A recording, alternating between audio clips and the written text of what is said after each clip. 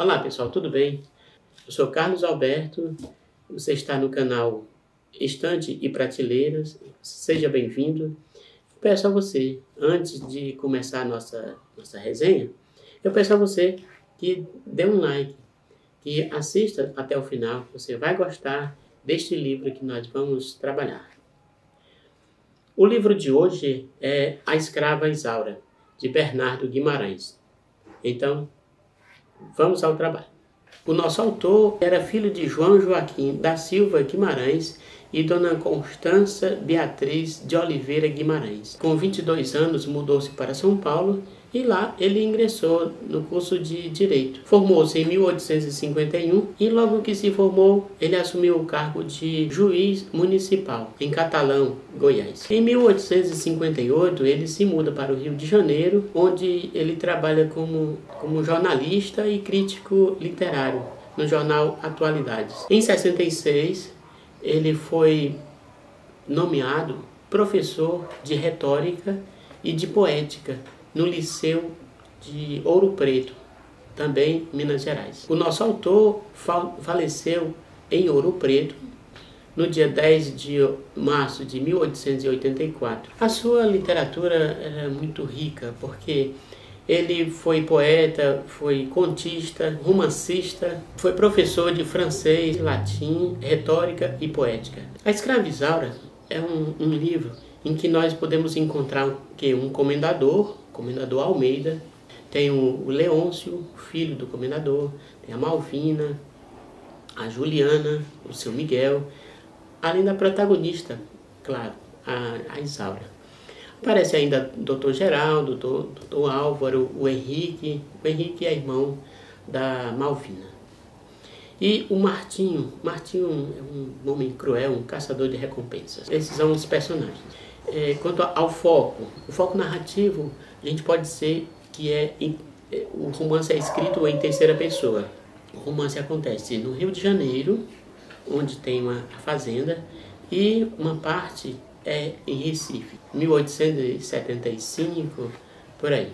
Sobre a escola, é lógico, a escola do romantismo. A Isaura é uma moça muito bonita, muito clara, diz que ela é cor de marfim. Ela foi muito bem criada, muito bem cuidada como se fosse uma filha. Teve a educação da esposa do comendador. Ela sabia francês, sabia italiano, sabia ler, escrever, né, claro, e sabia tocar piano. Uma voz muito bonita. Esse livro fala sobre um tema muito polêmico naquela época, porque Bernardo Guimarães ele quer denunciar como a escravidão não tem sentido. A história acontece na fazenda do comendador Almeida. Esse comendador Almeida era um homem muito perverso, porque o que acontecia muito era que os senhores de escravo, os donos de fazenda, eles exploravam, naturalmente, como a gente sabe, exploravam os escravos, mas também escolhiam determinadas escravas para também explorar sexualmente, explorar o corpo das mulheres. Esse comendador, ele procurava se satisfazer com uma das escravas, a escrava mais bonita, que era a Juliana. Mas essa escrava, muito bonita, e elegante, formosa, ela não se deixava levar, não se deixava convencer de que o seu senhor tinha direito e que poderia fazer o que quisesse com ela. Não aceitou de forma alguma. E por isso ela sofria muito no meio dos seus companheiros. Levada para o castigo, o feitor, o senhor Miguel, não teve coragem de castigá-la como o comendador mandava. Então ela teve um romance com esse feitor, né, que é o senhor Miguel. E desse romance, desse contato, dessa paixão, aí nasceu uma menina muito bonita que foi tomada pela esposa do comendador para ser cuidada, foi cuidada como filha. A mãe faleceu, né, de tanto sofrimento que ela passava, Mas a Isaura foi criada dentro de casa, não no meio dos escravos, mas dentro da casa mesmo onde viviam os senhores. E lá teve a educação da esposa do comendador. Teve uma educação, ela aprendeu francês, aprendeu italiano e aprendeu toda a educação, como viver no meio da sociedade. Então tinha toda a beleza, de maneira que todos os personagens masculinos estavam apaixonados por ela, queriam e se declaravam para ela. Com o passar dos anos, o comendador já foi se aposentando, já cansado com muitas dores, muitas doenças. Então, ele que entregou tudo para o seu filho, foi para o Rio de Janeiro e o Leôncio tratou toda a administração da fazenda. Mas um detalhe, sabia somente gastar, não sabia administrar. E outro, ele herdou também toda a perversidade do pai. O mesmo que o pai tentava fazer com a Juliana, ele estava tentando fazer com a Isaura, que já estava crescida. Antes do seu pai, o comendador, entregar a fazenda para ele e todos os seus bens, ele tratou de casar o filho com uma moça muito bonita e muito rica. Ele achou muito interessante, muito bom. Ele estava na fazenda com a esposa, mas estava tentando também a Isaura.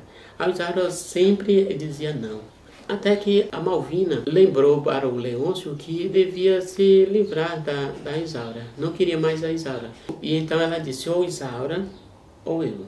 Ela explicou que a sua sogra, a mãe do Leôncio, tinha prometido libertar Isaura e ele não estava fazendo. Quando ele estava tentando escrever ou fazendo de conta, procurando uma saída, chega uma carta dizendo que o pai havia morrido. Então adiou tudo e foi nesse momento em que ele tinha que escrever a carta, tinha que libertar Isaura, tinha que decidir, mas não decidiu. O seu Miguel chegou com dinheiro para comprar a liberdade da filha e ele disse que não podia.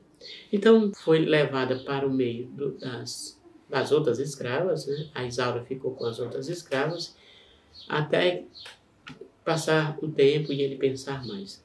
O tempo em que ela passou lá, o Leôncio ainda foi forçar mais uma vez, tentar convencer de que ele tinha direito, ele podia fazer o que quisesse com ela, porque ela, a Isaura, era sua propriedade. Mas ela, mesmo assim, não quis. Quando ele saiu, logo chegou o pai. Ela estava sozinha, então o pai planejou tudo e chegou nesse momento já para fugir.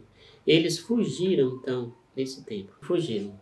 Escaparam para Recife e lá viveram um tempo. Estando em Recife, eles conheceram um rapaz que era o Álvaro, um jovem, muito rico, órfão, de pai e mãe, e com toda a riqueza.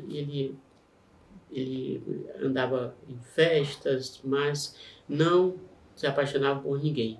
Ele apenas administrava os seus bens e tal.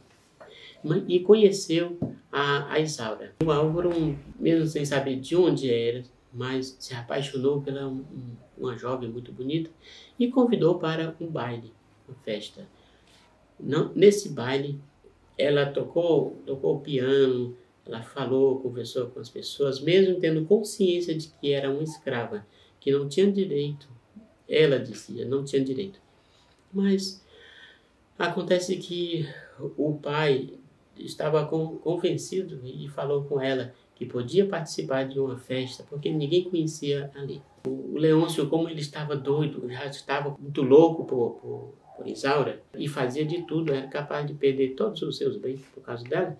Então, ele espalhou anúncios, né, dizendo que pagaria 5 contos de réis a quem encontrasse a escrava fugida. E deu toda a descrição. Nessa festa, todas as moças ficaram com inveja, algumas admiravam com sinceridade, mas muitas ficaram com inveja porque a beleza da Isaura era superior a todas elas. Mas lá estava um homem muito, muito ruim, um caçador de recompensas.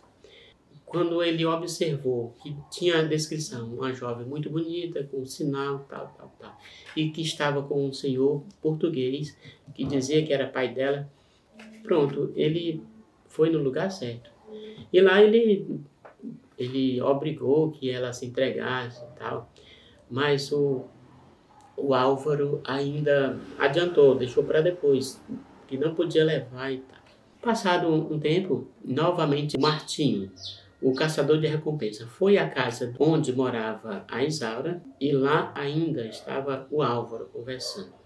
O Álvaro convenceu de que se a recompensa era grande, pois ele podia duplicar. Ora, Martinho, doido por dinheiro, aceitou a proposta. Mas quando já tinha acertado o preço e que estava tudo combinado, o Martinho, que tinha chegado já com o oficial de justiça e os guardas já para levar, e então ele dispensou o oficial de justiça dizendo que havia se enganado, que não era ela e que os guardas que não precisavam. Mas logo em seguida chega também o Leôncio. Ele mesmo foi buscar a escrava em Recife e procurando pela cidade acabou encontrando a casa onde morava a Isaura em Recife. Ele conseguiu levar porque já estava com a polícia, com o oficial de justiça, tudinho, e que ele era dono. O Álvaro, conversando com seu amigo, o seu Geraldo, um colega dele que é advogado também, ele foi convencido de que poderia resolver depois, porque neste momento tinha que entregar.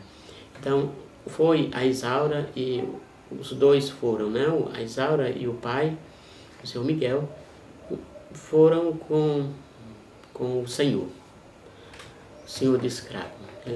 Levou de volta para o Rio. Ora, estando de volta para o Rio, lá no Rio de Janeiro, ela ficou presa e o Leôncio, que havia se separado da esposa por conta mesmo dessa questão com a Isaura, por conta de ciúme, por intriga, ele tinha voltado, né? Tinha voltado a sua esposa, tinha ido lá conversar. Enquanto Isaura estava em Recife, ele tinha tinha visitado a esposa que tinha se separado, tinha ido embora por conta mesmo desse ciúme, porque ele não estava querendo libertar Isaura. Então ele enganou a esposa e trouxe de volta. Mas quando trouxe a Isaura, trancou lá, mas num lugar pior, que ela ficava isolada num quarto escuro e ia passar lá o tempo que fosse necessário. Bom, a história está se desenrolando já está perto do final.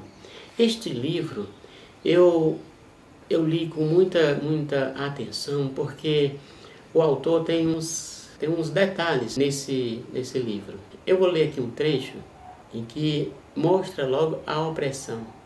A Malvina chega, enquanto Isaura está cantando, e diz: "Não cabe em tua boca essa cantiga tão lastimosa, que tanto gostas de cantar."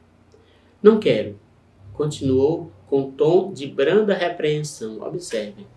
"Não quero que a cantes mais. Ouviste, Isaura? Senão, fecho-te o meu piano." Ela diz: "O meu piano."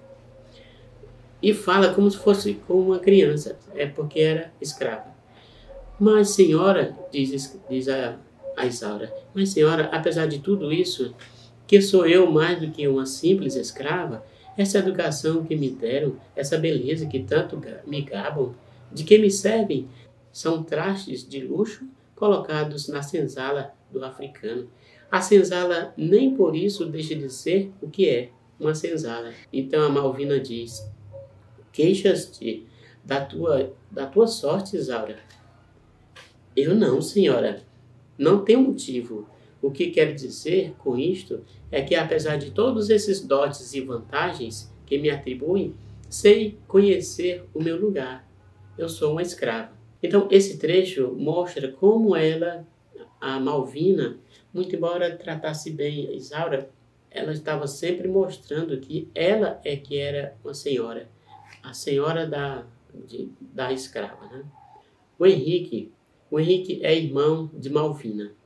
Era ele um jovem elegante, bonito rapaz de 20 anos, mas na primeira oportunidade, logo que viu Isaura, tentou ainda também convencer de que teria direito a alguma coisa e até tentando enganar, trocando pela liberdade. Um trecho que eu coloquei e separei agora é uma crítica ao direito do proprietário de escravo. Ele diz aqui, o Álvaro falando, infame e cruel direito é esse, meu caro Geraldo, com seu colega Geraldo. É já um escárnio dar-se o nome de direito a uma instituição bárbara, contra a qual protestam altamente a civilização, a moral e a religião.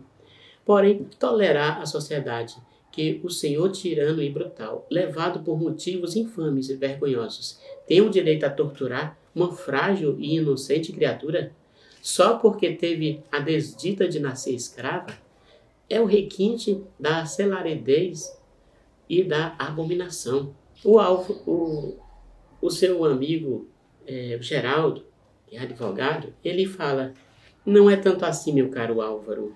Esses exercícios e abusos devem ser coibidos, mas como poderá a justiça ou o poder público devassar o interior do lar doméstico e ingerir-se no governo da casa do cidadão? Que abomináveis e hediondos mistérios a que a escravidão dá lugar não se passam por esses engenhos e fazendas, sem que, já não digo a justiça, mas nem mesmo os vizinhos deles tenham conhecimento. Enquanto houver escravidão, hão de se dar esses exemplos. Uma instituição má produz uma infinidade de abusos que só poderão ser extintos cortando-se o mal pela raiz. Então Álvaro responde, é desgraçadamente assim. Mas se a sociedade abandona desumanamente essas vítimas ao furor de seus algozes, ainda há no mundo almas generosas que se incumbem de protegê-las ou vingá-las. Quanto a mim, protesto, Geraldo, enquanto no meu peito pulsar um coração, hei de disputar Isaura, a escravidão, com todas as minhas forças, e espero que Deus me favorecerá em tão justa e santa causa. O que o autor coloca aqui, com esse trecho, mostra a indignação, como o Álvaro, o personagem Álvaro, fica indignado com tamanha barbaridade, né, que acontece com os escravos. Os senhores de escravos, eles são donos daquela pessoa. Então ele fica irritado. Aliás, esse Álvaro, no livro, diz que ele, como ele é ele é abolicionista. Então, ele tinha, quando ele assumiu, com a morte dos pais, né, ele assumiu toda a fazenda, toda a riqueza, então ele libertou os escravos. Mas, para os escravos não ficarem abandonados, a solução que ele encontrou, ele cedeu um espaço para os escravos e lá eles trabalhavam, eles cultivavam, faziam as coisas, tudo, um trabalho. Não simplesmente deixavam na rua. Uma questão que muitos que são a favor da escravidão diziam era, e agora, o que faço? Eu jogo na rua e eles é que se virem. Então, desta maneira, mostrava assim, uma questão como que a escravidão é necessária, porque nós cuidamos dele, de forma alguma. Que Bernardo Guimarães, ele coloca essa questão e coloca até a solução para libertar os escravos. Deve reservar, como fez o Álvaro, reservar um terreno, uma área, ou deve doar uma parte da fazenda para os escravos. Então, era a solução. Não simplesmente libertar e pronto. O que constituiu um grande problema. Então, como o Geraldo, ele não questionava porque era uma questão de lei, ele era advogado. Mas o Álvaro era um rico e que questionava e lutava pela libertação. Você pode observar, pode ler e observar a riqueza de detalhes. Ele passa de um tempo para outro, de um espaço para outro, mas não esquece. Para você lembrar, para você entender, meu amigo leitor, o que aconteceu quando Isaura foi para um determinado lugar. para você entender, eu vou contar o que aconteceu. Então, ele conta o que aconteceu antes. Ele não esqueceu de nenhum detalhe. Eu achei muito interessante, é um livro que vai ser muito bom você ler. Esta foi a resenha do livro A Escrava Isaura. Se você gostou, então dê o seu like, se inscreva e não esqueça de acionar o sininho. Um abraço, Deus abençoe, fique com Deus.